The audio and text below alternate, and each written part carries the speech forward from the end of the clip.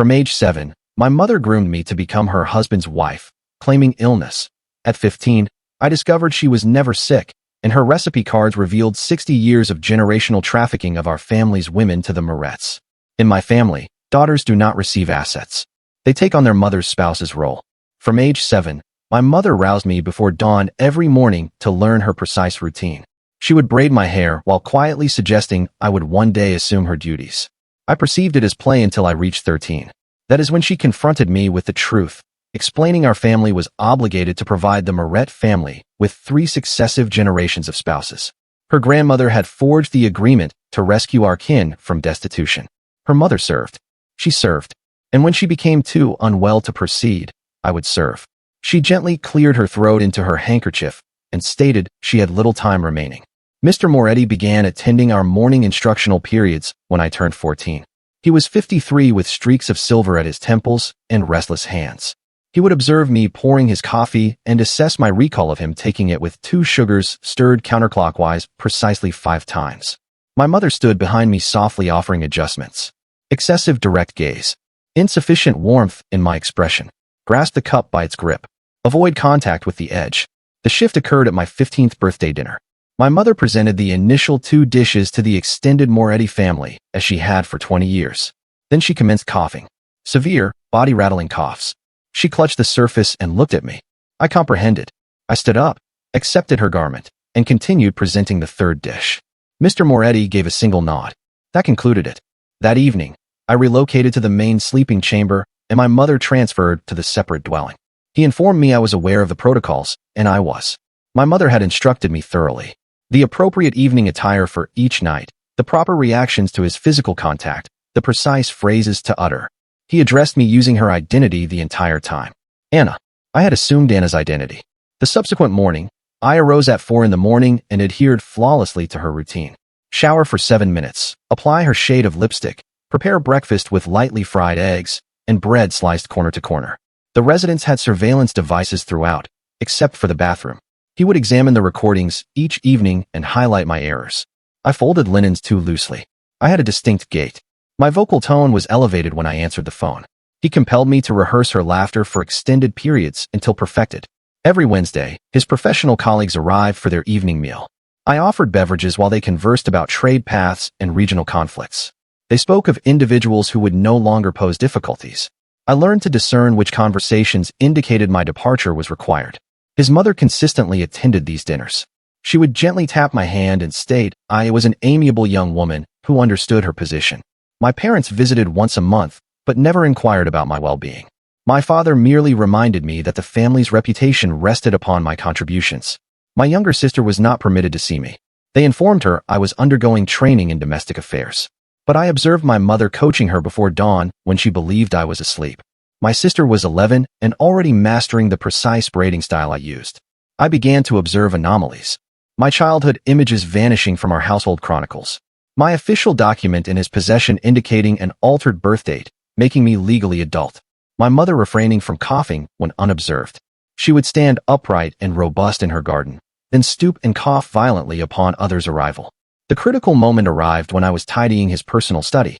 He was absent on professional journeys, and I discovered a secured cupboard I had never witnessed unlocked. Within were digital video discs marked with timestamps spanning 6 decades. I played one and witnessed my grandmother at 15 attending to his grandfather. Identical procedures, similar evening wear, consistent rehearsed reactions. Then I located recordings of my mother's advancement. Age 15, 20, 25. Her gaze growing more somber with each passing year. The most unsettling aspect was discovering unrecorded discs bearing my sister's name and future chronological markers. 2027, 2032, 2037. There was a health document revealing fabricated reports of my mother's ailments endorsed by a physician in their employ. Financial records indicating our family accepted remuneration for completed transfers. My mother was never genuinely ill. This was the predetermined scheme. I commenced making deliberate errors. Coffee marginally overheated. Meal delayed by 3 minutes. I observed my mother's cough reflection and rehearsed a pallid appearance using cosmetic cover-up. During private moments when he was distracted, I pilfered from his reserved funds. 20 here, 50 there. Concealed within feminine hygiene product containers my mother had instructed me he would never inspect. The evening I fled, I ignited a cooking oil blaze in my mother's cooking area. Not lethal, yet sufficient smoke to induce disorder. I seized my sibling and informed her we were departing. She resisted. She stated mother required our presence. I was compelled to convey the truth as we ran. Mother was never sick. She was never genuinely ill. At a service station restroom, I trimmed our hair with shears acquired weeks prior. We purchased transit passes to separate urban centers. Before our separation, I instructed her to feign illness if discovered, to appear too unwell to fulfill any duties. Through the coach window, I observed my mother standing beside Mr. Moretti, in robust health, already instructing my relative. The telephone chimed at the care facility where I had been employed under a fabricated identity for 3 months. My hand became rigid above the handset. No one possessed this contact except my manager. I connected on the 4th ring, anticipating a further schedule alteration inquiry. Quiet, followed by respiration. My thorax constricted. A faint voice emerged. Youthful and fearful, she uttered, "My graduation is next month. Maria," my relative, Maria, 14 years old. The connection ceased. I stood there holding the phone, my limbs quivering. Maria was the relative I had observed in those unrecorded discs. The timestamps on her discs commenced the following year, but if her graduation was next month, they had accelerated the schedule. My hands trembled as I contacted Child Protective Services from the staff lounge phone. I maintained a calm, unidentifiable tone, merely expressing apprehension for a young female in a custodial residence. The social worker seemed uninterested until I uttered the Moretti name. Her demeanor shifted entirely, becoming formal and protective. The Morettes were certified caregivers with an outstanding history. They had been providing care for young women from difficult backgrounds for many years. Numerous examinations, all successfully completed deceptively. The social worker advised against fabricating charges about respected community members. I terminated the call. Naturally, they held proper authorization. Of course, they had been hosting young females. How else would they source substitutes when families like mine depleted their supply of female offspring? The subsequent morning, Mr. Moretti entered the care facility's reception area. My gut churned. I concealed myself behind the medical supply trolley, but he was not seeking me. He approached the service area with that worried demeanor he had mastered throughout the years. His child had absconded. Amiable young woman, difficult history, psychological challenges. He was investigating all potential whereabouts. Hospitals, refuges, care facilities. Merely an anxious parent seeking his ailing child. The receptionist expressed understanding with a nod. I observed him present a notice for a vanished individual across the desk. My former academic portrait gazed back at me. The receptionist vowed to remain vigilant. Mr. Moretti turned to depart, then paused. His gaze surveyed the corridor where I huddled behind the trolley. For a moment, I believed he had spotted me, but he merely straightened his jacket and uttered audibly for any eavesdroppers. Kin protects kin. Ever so, ever shall. Certain individuals overlook this, yet family retains memory. Relatives are aware of your location. He departed. I remained concealed for another 10 minutes. My heart throbbing. My manager located me in the staff lounge 60 minutes later. She settled beside me with that famed compassionate expression individuals adopt prior to dismissal. Mr. Moretti had been exceedingly benevolent to the care facility throughout the years. A significant benefactor financed the new section. It could be advisable for me to accept alternative work periods for a while to prevent any discomfort. I nodded, smiled, stated I comprehended. Internally, I estimated the number of work periods I could forego before complete termination. My mobile device vibrated. A message from my sibling via an unfamiliar contact. She was at a transit hub restroom and had been for an hour. An individual was trailing her. A male resembling the relative from those former images at the dwelling. He repeatedly approached young females, displaying content on his device, inquiring if they were Sarah. I had a dual option, maintain my employment in disguise, or hasten to my sister's aid. The decision was instantaneous. I informed my manager I felt unwell. Domestic crisis. She disapproved, but permitted an early departure. I traveled 40 minutes to the transit hub she described, continually scanning my rearview mirrors for pursuers. The terminal was deserted when I arrived. A custodian cleaning the surfaces stated the final coach departed 20 minutes prior. I inspected the restroom, empty. Contacted the number she had messaged from. Unavailable. My mobile device vibrated again. A different contact. Sarah was secure aboard a northbound coach. I should cease excessive concern. Desist from creating disturbances. Avoid generating difficulties for all. It deviated from her usual prose. Overly formal. Excessively composed. A trio of issues assailed me simultaneously over the subsequent hour. First, another message from the same contact. Maria's commencement had been rescheduled to the following week. Unusual conditions. The kinfolk were highly enthusiastic. Second, my sibling's authentic device reactivated briefly to transmit her whereabouts. Still at the original transit hub, not proceeding north. Then it ceased functioning once more. Third, Mrs. Chun from room 47 at the care facility contacted my private mobile phone. She had observed my identity in the local publication that morning. My authentic name in a report concerning psychological guardianship. Were you well, my dear? I proceeded to the public reading room, hands trembling on the steering mechanism. Located the newspaper. Primary page of the regional segment. Distinguished household pursues legal guardianship for distressed offspring. The report depicted me as suffering from delusions. A record of unfounded allegations.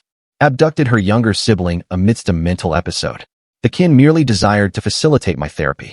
They had initiated legal guardianship proceedings owing to my enduring false beliefs regarding familial customs and hazardous conduct jeopardizing a juvenile. Few things embody familial custom as much as assuming your mother's spouse's role and mastering the technique of pouring coffee with precisely 5 counterclockwise stirs. That is definitely being included in the family's culinary compendium alongside grandmother's cherished confections. My flight served as proof of psychological imbalance.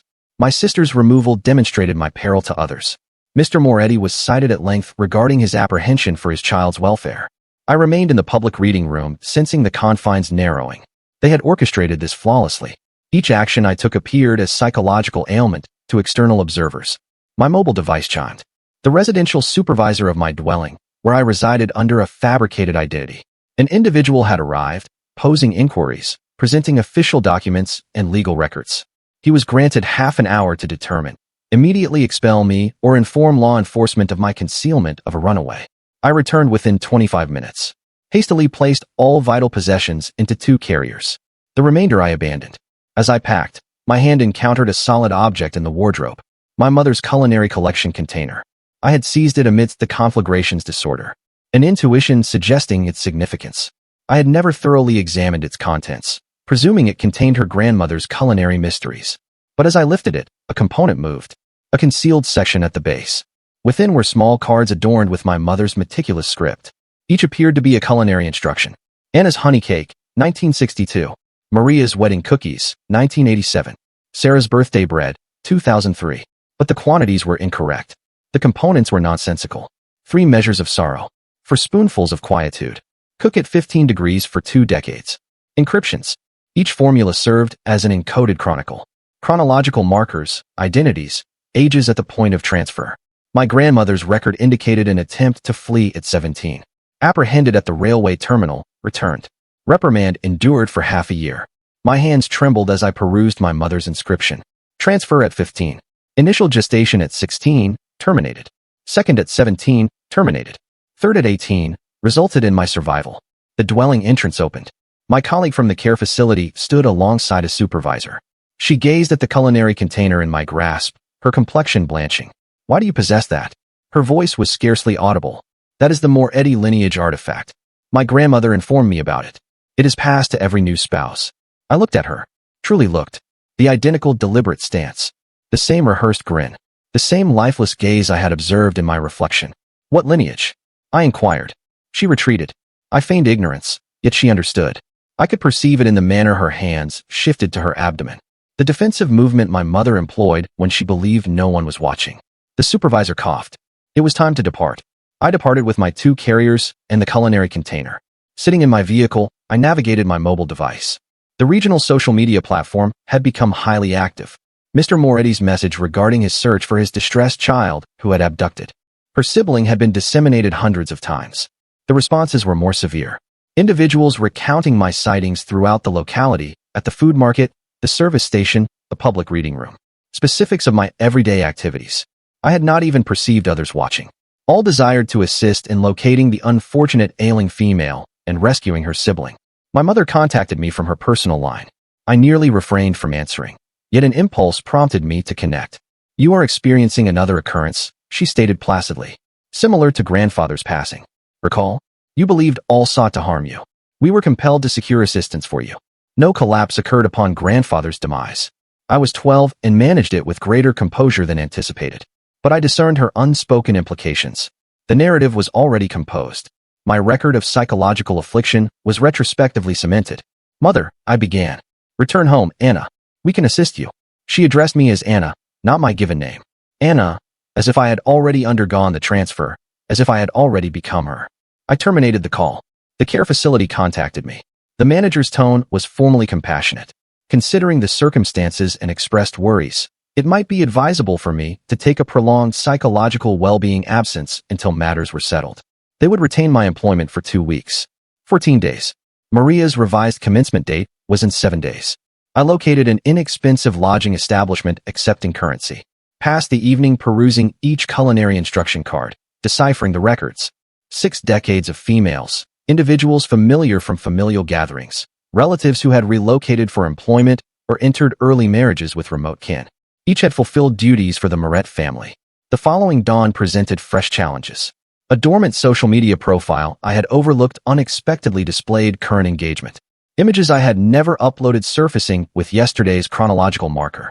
My appearance suggesting instability, disheveled hair, frantic gaze, accompanying text regarding sensations of surveillance and oppression. Regional social media collectives disseminated them instantly. Additional proof of my declining psychological condition. I attempted to contact the educational institution to alert them regarding Maria. The administrative assistant interrupted me upon uttering her name. They had received warnings concerning me. Any endeavor to reach pupils would be categorized as a threat from an unknown individual. They possessed my image. Protective services had been informed. My mobile device vibrated. Unidentified contact. A digital capture of my sister's whereabouts over the preceding 7 days. Each location she had visited, the duration of her presence. The Morettes had been monitoring her via the familial mobile service plan I had overlooked we were still on. Another vibration. Erased digital communications between my sister and me from several months prior. Strategizing our flight. Conversing about the reality concerning mother. All recovered from the remote data storage. I committed an error at the dispensary. 3 days deprived of adequate rest, perpetually vigilant. The dispenser inquired about an identity for the non-prescription sedatives. I provided my authentic name without deliberation. Her gaze expanded. She cast a look at an item behind the service area. A leaflet. My image. She offered a strained smile and stated the medication would require a brief period for retrieval from the rear. I departed without the items. The female refuge represented my final recourse. Operated by a neighborhood religious institution. They posed no inquiries. But when I entered, the manager's expression saddened. She recognized my identity. Crucially, she was aware of the Morettes family's standing. Mr. Moretti was her recreational associate, a significant contributor to the religious establishment, supported their adolescent initiatives. She credited my account. She whispered. She had overheard rumors throughout the years, yet she could not forfeit that financial support. An excessive number of other females relied upon it. I comprehended. I departed. The social media collective focused on my discovery expanded hourly. Individuals published observations in live transmission, detailed my attire, indicated my trajectory. Some volunteered to trail me to ensure my security. A recording emerged. Surveillance material from the evening of my flight. My pulling my sister toward the vehicle as she opposed. Absence of sound to capture my truthful explanation. Merely a young female being compelled into a conveyance by her erratic elder sibling. Mr. Moretti provided an interview to the regional digital news outlet. A grief-stricken parent merely desired his children's secure return. The journalist highlighted the family's extensive benevolence to the community throughout the years. The multitude of young females they had nurtured and aided. I identified 2 individuals depicted as successful foster cases in the accompanying images. Females from the culinary instruction cards. Altered identities now. Identical lifeless gazes. My youthful companion Emma contacted me. We had a close bond prior to my removal. She was weeping. Her residence required structural reinforcement. The sole builder willing to accommodate her financial arrangement was Moretti Construction. She now had offspring, required a secure dwelling. Might I simply reconcile with a kin? Each person possessed a motive. Each person stood to forfeit something. I secured a pro bono attorney willing to accept my situation. We convened at a modest coffee shop to deliberate choices. I presented her with several culinary instruction cards, elucidated the encryption. Her gaze brightened. This constituted proof. We could challenge the guardianship. We commemorated with a beverage. An individual captured an image through the pane. By evening, it was published digitally. A psychologically unstable abductor reveling while kin seeks vanished offspring. The attorney telephoned 60 minutes subsequently. She was informed by the state legal authority. An uncredited grievance regarding her behavior. She could not jeopardize her professional certification. She expressed regret. That evening, a message arrived from Mr. Moretti's private number. Direct, without subtlety. Maria's event is in 2 weeks. Your sibling can substitute. Straightforward, unambiguous. One sister for the other. I gazed at the communication until the display dimmed. 14 days. I possessed 14 days to rescue both. The culinary container rested on the motel bed beside me. 6 decades of proof. 3 lineages of females who had striven and faltered, yet they had preserved documentation. They had discovered a means to communicate. I grasped a writing implement and a blank index card from the lodging's desk. Began composing my own formula. Liberation confection, I penned. Creation period, 2 weeks. The initial component was honesty. Not the variety that liberates. The kind that devastates all it encounters. I had 14 days to perfect it. Mrs. Moretti commenced volunteering at the women's refuge the subsequent morning. I observed from the opposite side of the thoroughfare as she brought in baked goods and a philanthropic contribution. The occupants assembled around her, attracted by her benevolent matriarchal demeanor. She gently touched hands and attended to narratives, citing my mother's preferred aphorisms concerning resilience amidst hardship. The refuge director beamed at the unforeseen bounty. I proceeded to the police department and provided my testimony regarding the familial exploitation scheme. The officer recording my account repeatedly glanced at his digital display. His keystrokes decelerated. He excused himself and reappeared with a sergeant who proposed relocating to an alternative chamber. They inquired about my psychological well-being history, about the guardianship initiation, about my reasons for abducting my sibling. The lie detector administrator arrived 60 minutes later. I responded to every query with veracity. Indeed, I had been compelled to attend to Mr. Moretti. Yes, my mother had prepared me for the position. Affirmative, there existed recordings chronicling years of mistreatment. The indicator remained stable. I was conveying the facts. Mr. Moretti appeared for his lie detection examination that afternoon. I observed through the pain as he responded to identical inquiries. His child experienced psychological difficulties. She had consistently been problematic. He was merely endeavoring to assist her. The indicator remained constant. He was convinced by his own fabrications. My former journal emerged on social media that evening. Culinary instruction cards with quantities such as 3 measures of sorrow and cook at 15 degrees for 2 decades. That represents the most unsettling culinary guide I have ever encountered. A blend of classic gastronomy and criminal investigation in the most unfavorable manner. Entries from when I was 13, detailing my aspiration to emulate my mother, to bring honor to the family, mastering her formulas and customs. The publication presented it as proof of my preoccupation with supplanting my mother. The public readily consumed it. Maria uploaded her initial short video.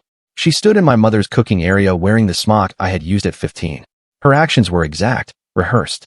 She spoke of her enthusiasm for her familial custom, employing the precise expressions from our instruction. The remarks lauded her commitment to legacy. I drove by my parents' residence and later viewed the doorbell camera recording on a social media platform. The footage from the night of my escape depicted my sister proceeding to the vehicle initially without opposition. Only when I commenced elucidation did she begin to contend. Lacking sound, it appeared I was the instigator. The family court administrator notified me that my urgent custody request had been rejected. I was neither Sarah's biological parent nor her legal custodian. My assertions concerning exploitation were being regarded as parental estrangement. The magistrate harbored reservations about my psychological condition. I recalled my mother's electronic mail access codes from years of observing her input. Her remote data repository held hundreds of recordings, instructional periods marked with relatives' names spanning decades. I located Maria's directory. Videos of her at 7, 10, 12, acquiring the identical procedures I had learned. The predictive text search displayed recent entries for a commencement event preparation list. Maria's social media narratives revealed her wearing my former instructional attire, the pale gown with nacreous fasteners, the azure smock with embroidered blossoms. She adopted the same stance as I had been instructed, hands clasped, gaze lowered, a rehearsed yet not excessively broad smile. The legally assigned counselor met me at an impartial venue. She inquired about my illusions of being exploited by a distinguished household, about my background of psychological ailment, about my reasons for setting fire to my mother's dwelling and abducting my sister. I attempted to clarify regarding the culinary instruction cards and instructional recordings. She documented my intricate fantasies of persecution. I observed Mr. Moretti at the food market and attempted to capture our exchange on my mobile device. He detected it instantly. His voice resonated across the fresh produce area, questioning my continued inappropriate filming of him. Other patrons turned to gaze. Protective personnel approached. I departed without purchasing anything. The school collection time limit arrived. I drove to Maria's educational institution, but my identity was not on any authorized rosters. I observed from the parking area as Mr. Moretti retrieved her. She embraced him and entered his automobile. He cast a glance in my direction and gave a single nod. The Child Protective Services agent contacted me again. She had investigated my worries, but found no proof of mistreatment. The Morettes were exemplary foster guardians. She noted her son had recently been awarded a scholarship from Mr. Moretti's enterprise for higher education. She recommended I concentrate on my own psychological well-being instead of fabricating charges. I passed the Moretti residence and observed alterations to the main sleeping chamber window. Fresh drapes in the precise hue my mother had selected 2 decades prior. The identical luminaire in the same placement. Through the aperture, I caught sight of my former fragrance container still on the bedside table. Mr. Moretti sent another message. He would pardon all if I returned to elucidate to Maria the beauty of our custom, the honor she should perceive, how the lineage had prospered for generations owing to females such as ourselves. All that was required was my homecoming. Social media erupted with posts concerning my denial of a young female's cultural legacy. Individuals unfamiliar with Maria championed her right to adhere to familial customs. They labeled me culturally insensitive, psychologically unstable, a threat to susceptible young women. I uncovered my error regarding the conflagration while investigating property documents. Hospital intake records indicated my mother had genuinely sustained burns that evening. 2nd degree on her hands and arms. Actual wounds necessitating medical attention. My conviction faltered. The culinary instruction cards dispersed across my motel bed disclosed more than I had initially grasped. My mother had not concealed journals at the dwelling. She had been chronicling everything within these cards I already possessed. Each component quantity correlated with specific chronological markers. 3 measures of sorrow signified 3 months. For spoonfuls of quietude denoted 4 occurrences. My aunt telephoned, weeping. She desired to credit my account, but the Morettes governed the care facility where her aged parents resided. They oversaw her mother's pharmaceutical regimen. A single utterance from them and her parents could be relocated to a less costly, less attentive establishment. She was compelled to prioritize them. She met me at a public green space the following day. Her hands trembled as she placed a key into my palm. The key to my mother's outdoor storage unit. She murmured that Pastor Miguel from her congregation believed me. He had been offering supplications for our kin. Then she departed swiftly, casting a look behind her. I analyzed the Moretti strategies and began employing them myself. Orchestrated a coincidental meeting with his biological daughter from his initial union at her university grounds. Praised her father while conversing about familial lineage. She displayed images from her early life. A youthful Mr. Moretti with my grandmother. The identical stances, the same interaction. My mother's estranged sister materialized at the motel. She had learned of Maria and desired to assist in her rescue for a fee. The Morettes would compensate generously for details regarding my whereabouts. She required funds for her own child's medical expenses. Kin sometimes faced difficult decisions. My sister's urgent communication arrived while I was conferring with my aunt. By the time I accessed the recorded message, she had again vanished. The police record designated me a neglectful custodian for failing to respond promptly. Another demerit against my suitability as a caretaker. Pro bono legal resources diminished.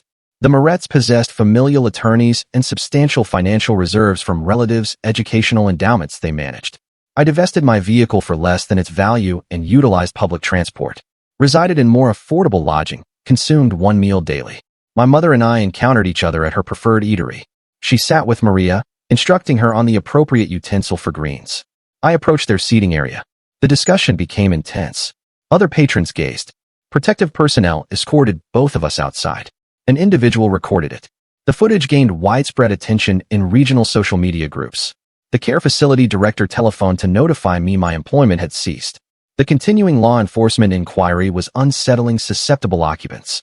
My successor would commence on Monday. She noted the new hire was Mr. Moretti's religious acquaintance who had been seeking employment. I rested in my vehicle and retail parking areas. Bathed at roadside service stations. Concurrently, building teams refurbished my mother's dwelling. New coating in Maria's preferred hue. Fresh furnishings for her return. The Morettes were making ready for the subsequent lineage. My father contacted me from an unfamiliar number. His tone was weary. He implored me to permit familial customs to persist undisturbed. I was dismantling decades of constancy, bringing disgrace upon all, creating adversaries of those who had aided our kin's endurance. Why could I not merely embrace my designated function? Maria's instructor communicated discreetly. She had perceived troubling shifts in Maria's conduct. The young woman had begun discussing service and obligation. The educator conveyed her observations to the head of the institution. Within 7 days, she was suspended for neglecting to report suspected mistreatment promptly. The instructor's child questioned her mother regarding her inability to work further, their need to relocate to a more compact dwelling, her father's anger, the marital bond strained by monetary duress and culpability. I persisted in my inquiry despite awareness of innocent individuals experiencing hardship. The phenomenon extended beyond a single household. It demanded revelation. Yet, every advancement caused detriment to someone who had attempted to assist. Sarah telephoned late one evening. Her tone was hesitant. She had observed the proof concerning mother's injuries. The medical facility's documentation appeared authentic. What if our premise was flawed? What if mother had genuinely been unwell? What if we had dismantled our lineage over a misapprehension? I could not respond instantly. Uncertainty infiltrated. But then I recalled the recordings, the instructional periods, the culinary instruction cards, the recurring schemes spanning 6 decades. We were not mistaken about the fundamental reality, even if certain specifics differed from my prior convictions. I attended a local gathering and openly confessed to igniting the blaze at my mother's residence. Accepted accountability for that deed to preserve trustworthiness regarding all other matters. Individuals murmured. Some appeared compassionate, others repulsed. But it was factual, even if it hindered my objective. The culinary instruction cards disclosed something I had overlooked for years. Concealed within my mother's notations were encrypted pleas for assistance. Communications I should have recognized. Inquiries regarding my readiness, when we could depart together. I had been too youthful to comprehend, too absorbed in my own preservation. Mr. Moretti's legal representative submitted a petition for Maria's enduring residence. The proceeding was scheduled for 6 weeks hence.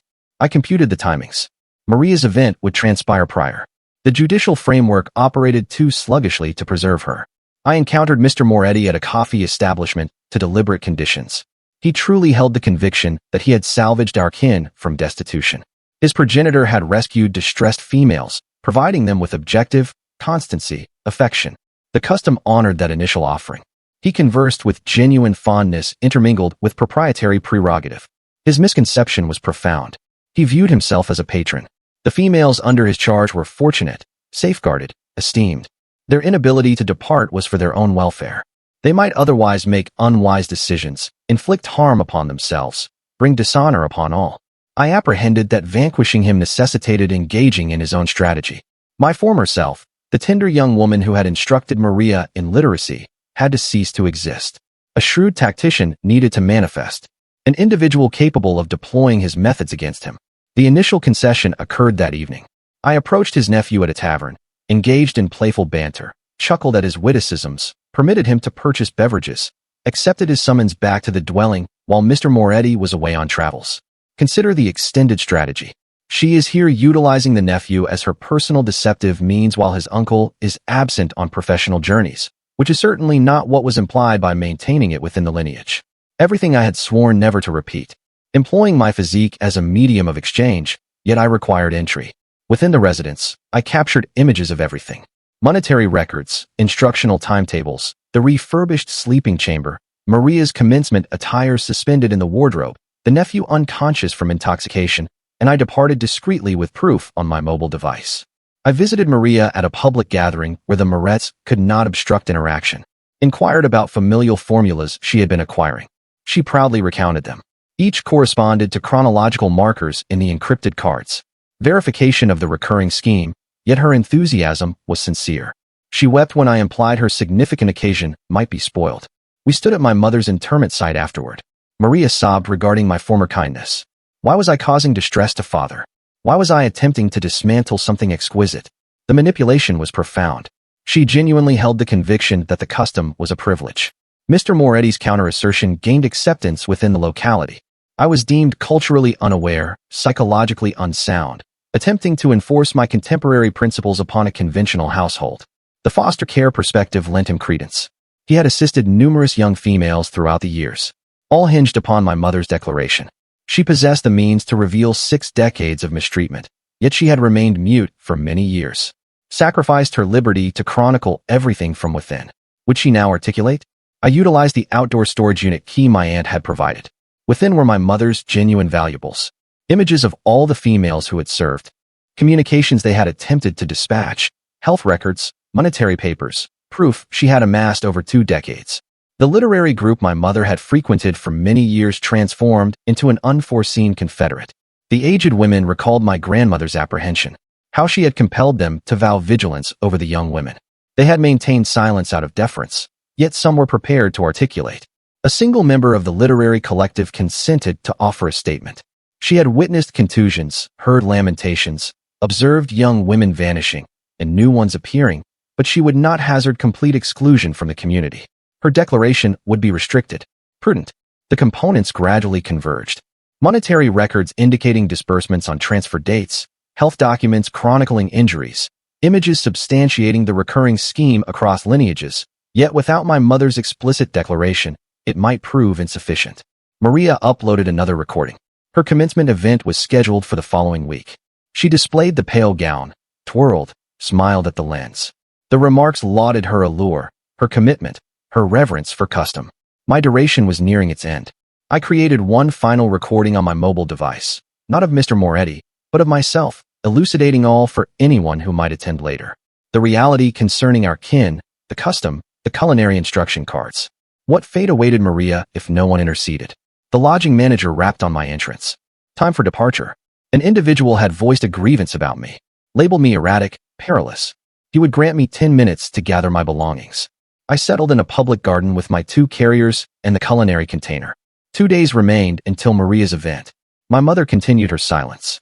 The judicial apparatus was failing. The populace had turned against me. Yet I possessed proof, veracity, and a strategy taking shape. The culinary instruction cards laid before me displayed 6 decades of hardship, but also 6 decades of endurance. Females who had discovered methods to oppose, to chronicle, to safeguard the subsequent lineage even when unable to preserve themselves. I grasped my writing implement and appended another instruction to my liberation confection formula. The second component was bravery. Not the sort that vanquishes apprehension, the kind that operates despite it. Maria would complete her studies in 2 days. The ceremony would proceed as scheduled. Unless an individual intervened, unless the recurring scheme finally shattered, unless 6 decades of quietude ultimately concluded. My mobile device vibrated.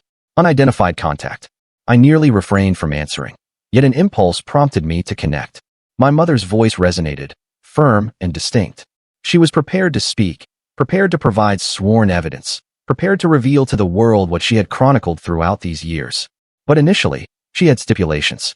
We would execute this according to her method, the manner she had devised for decades. I attended to her requisites, assessed the hazards, balanced Maria's prospective future against my mother's stipulations. The decision was insurmountable. But then again, every decision had been insurmountable since I was 15. 2 days, the final count commenced. I attended to my mother's stipulations via the telephone. She desired my presence at the legal building in 2 hours, unaccompanied save for the culinary container. She had coordinated all with her literary group companions who had been chronicling alongside her for decades. The judicial edifice steps felt frigid beneath my soles as I ascended them. Within, my mother awaited in a modest meeting chamber with 3 aged females from her literary collective.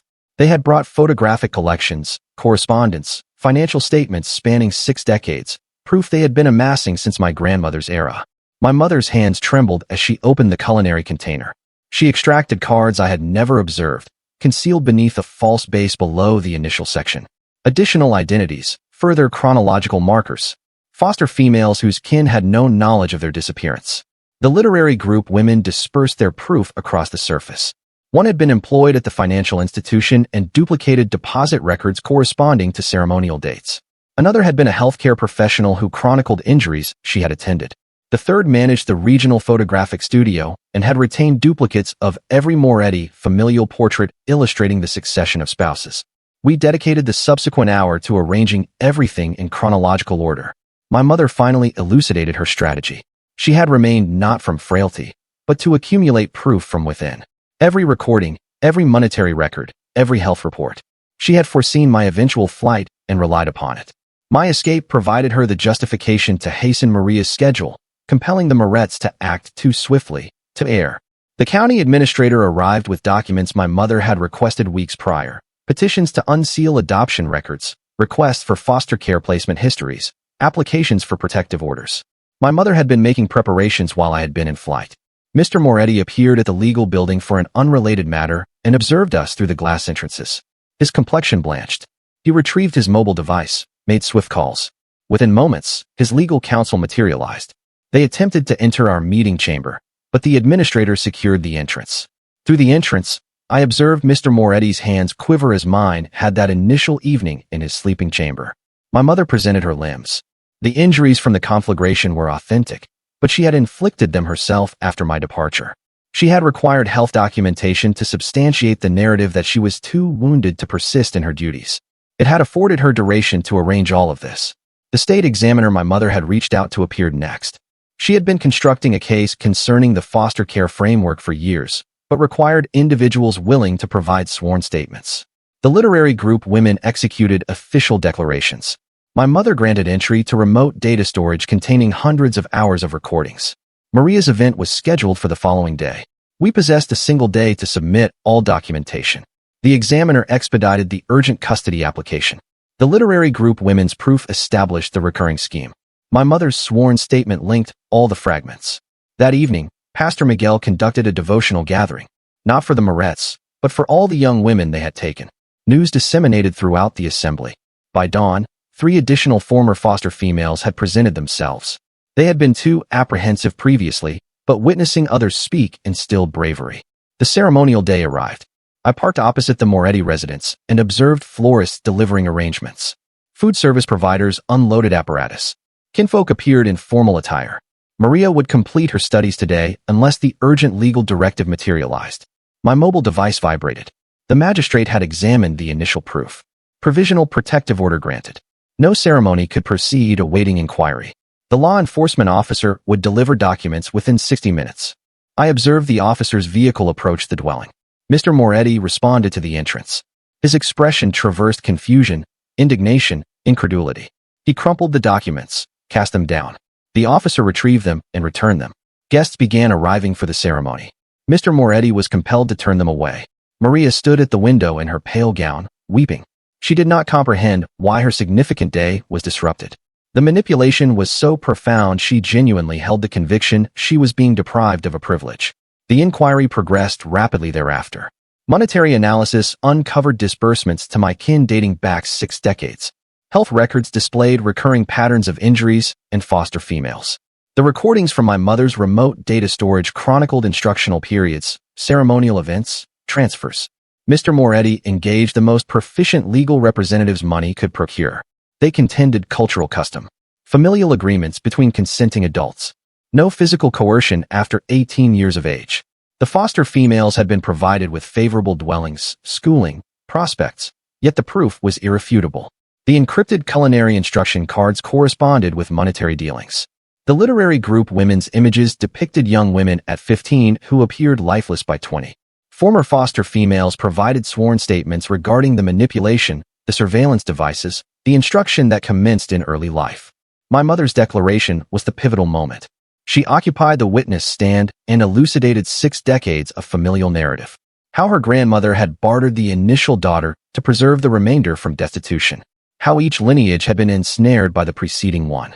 How she had remained to chronicle it all, knowing eventually an individual would attend. Mr. Moretti's collapse occurred during my sworn statement. As I detailed the instruction, the surveillance devices, his addressing me as Anna, his meticulously preserved composure fractured. He stood and vociferated that we were unappreciative. He had rescued us from indigence, bestowed upon us objective. We were indebted to him for all. His legal counsel attempted to silence him, but he persisted, elucidated how his progenitor had initiated the custom, how it honored the initial offering, how the females were fortunate to serve such a magnanimous household. A narrative turned fitting for a legal suspense novel. It transpired mother was strategizing while others were merely reacting, complete with self-imposed injuries and concealed culinary sections that would evoke envy in any clandestine operative. The judicial transcriber recorded every utterance. The magistrate commanded immediate removal of all underage individuals from the Moretti dwelling. Maria and 2 additional foster females were placed in urgent protective care. The state would investigate every placement over the preceding 6 decades. Maria contended with the social workers, shrieked that we were ruining her existence. She desired her ceremony. yearned to fulfill her duties. It would necessitate months of psychological intervention to reverse the indoctrination that commenced when she was 7. The penal indictments followed. Human exploitation, juvenile maltreatment, monetary manipulation. The Morettes' legal counsel negotiated and postponed, yet the proof was undeniable. The lineage that had governed our county for generations was finally confronting repercussions. Certain community members rallied in support of the Morettes. Distinguished household, societal mainstays, munificent benefactors. How could we dismantle such virtuous individuals due to cultural disparities? The locality divided between those who had harbored suspicions throughout and those who declined to accept. My sister contended with psychological trauma treatment. On certain days, she held the conviction we had acted appropriately. On other days, she yearned for the certainty of understanding her function. The indoctrination was profound. Recuperation was not a direct progression. My mother relocated to a modest dwelling near the legal building. She was compelled to provide sworn statements frequently. As the inquiry broadened, additional households presented themselves.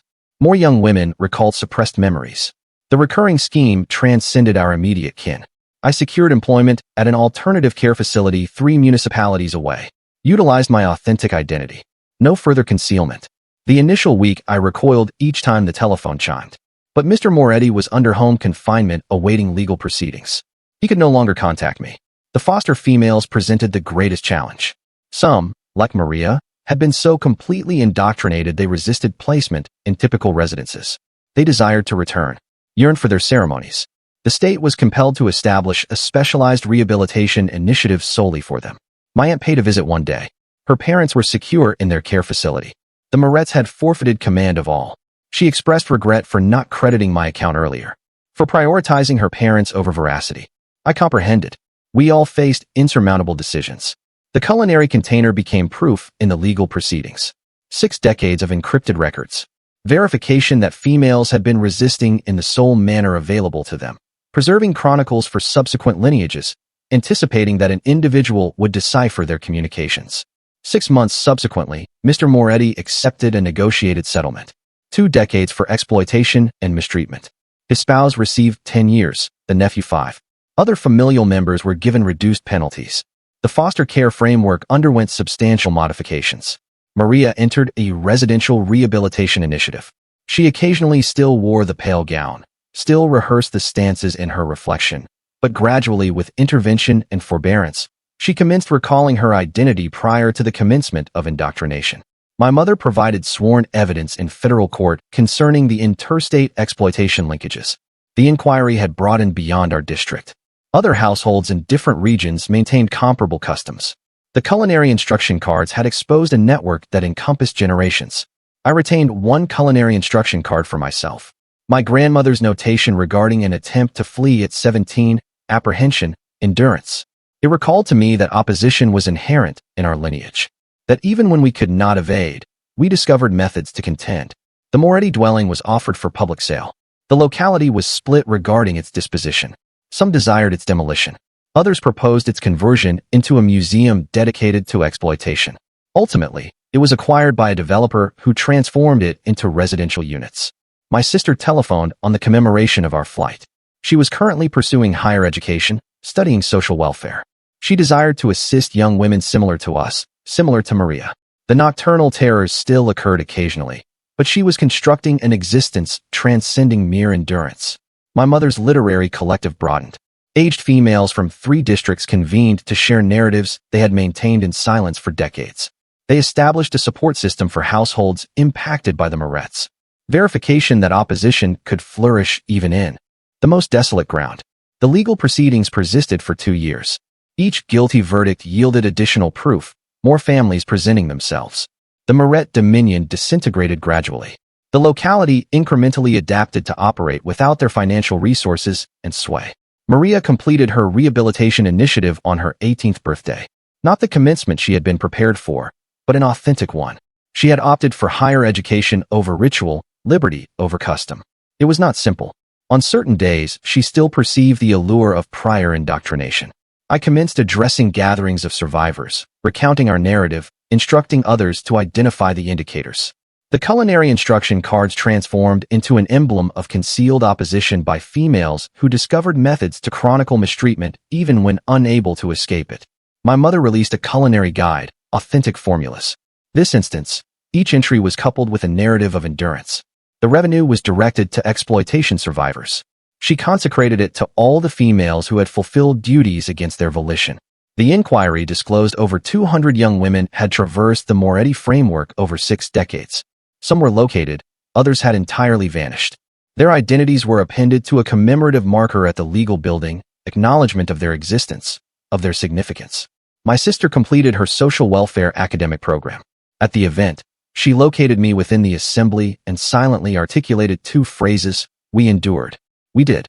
Against 3 lineages of indoctrination, against a locality that ignored the circumstances, against our own family's involvement. The final Moretti asset was divested 5 years following our flight. The funds were allocated to victim compensation. Households who had lost daughters received recompense. It could not reverse the harm, but it recognized the obligation. Maria transformed into a proponent for foster care restructuring. She addressed the state legislative body regarding her ordeal, concerning how manipulation could be concealed behind cultural custom, how juveniles could be indoctrinated to desire their own mistreatment. Her sworn statement altered legislation. My mother departed peacefully 10 years after the legal proceedings concluded. At her memorial service, hundreds of females convened, survivors, offspring, descendants, all liberated because she had opted to remain and chronicle rather than flee and disregard. I retained the culinary container, appended my own cards, no longer encrypted. Explicit directives for contending, for identifying manipulation, for safeguarding the subsequent lineage. Formulas for opposition transmitted through females who declined to permit custom to justify mistreatment. The Moretti designation receded from the district. Structures were renamed, academic grants reallocated. The lineage that had governed all became a cautionary narrative. Verification that even the most deeply rooted frameworks could collapse when females discovered their means of articulation. Today, Maria messaged me an image. Her child's initial birth anniversary. A young female who would never experience rituals or instruction or males who believed they possessed her. She would mature in liberty. The pattern we had disrupted would remain fractured. I gazed at the culinary container on my shelving unit. 3 lineages of females had chronicled their suffering in encryption, concealed their veracity in quantities, but we deciphered it, revealed it, terminated it. My mobile device chimed. Another survivor seeking assistance. Another household discovering their grandmother's culinary container. Another locality realizing their distinguished family concealed exploitation behind custom. The endeavor persisted. The formulas for liberation disseminated. But this evening, I was merely appreciative for my mother's offering, for my sister's endurance, for Maria's recuperation, for all the females who had contended in quietude, leaving indications for us to locate. We had honored their opposition by completing what they had initiated. The formula was finished. The custom was shattered. The females were liberated. Thank you for permitting me to share my unassuming reflections during our time together. I trust you experienced some enjoyable moments.